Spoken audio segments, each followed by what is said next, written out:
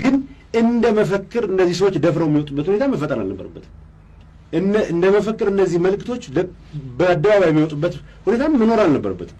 ቢኮዝ እንዴት ነው ሁለቱ አንድ ቦታ ተጨማሪ ቤንዚን ሳያስፈልግ ለከባድ ቃጠሎ ምክንያት ሊሆን የሚችሉ እሳትና ጭድ የሆኑ አስተሳሰቦች አንድ መድረክ ላይ በ60 ሰዎችም በ6,000 ሰዎችም ይቀንቀኑ አደባባይ ላይ ወጥተው መታየታቸው አሁን ዞሮ የሥርዓቱ በሚፈልገው ደረጃ እነኚህን ነገሮች መዋጋት አለመቻሉን የሚያሳይ ነው። ይሄን ስል እንዳልኩት አብዛኛው ሕዝብ ዘንድ በሚሊዮኖች በሚቆጠረው ኢትዮጵያዊ ዘንድ ራስን በራስ የማስተዳደር መብት ጉዳይ ለቁማር የሚተው አይደለም። ለቁማር ስላልተተወም ጭምር ነው የነኚህ መፈክሮች በየጊዜው አቅጣጫቸውን የቀያየሩ አሁን ወደ ለየለት የግዛት አንድነት መፈክር ያደጉበት ሁኔታ ታያለ። እገሌ የሚባል ግዛት የኔ ነው፣ እገሌ የሚባል እንትን የኔ ነው ወደሚሉ ክርክሮች የሚገቡበት ሁኔታ ታያለ። ቅድም እንዳልኩት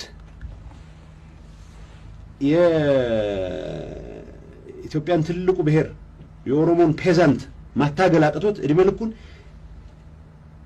ዘር ሲቆጥር የኖረ ድርጅት አልሳካ ብሎት ወደ ተራ ሽብር ተግባር ከወረደ በኋላም ጭምር የሱን ባንዲራ ይዘው የሚወጡ ጥቂትም ቢሆኑ ወጣቶች መኖራቸው የሥርዓቱን ስራ በሚገባው ደረጃ አለመስራት ነው የሚያሳየው። የነዛን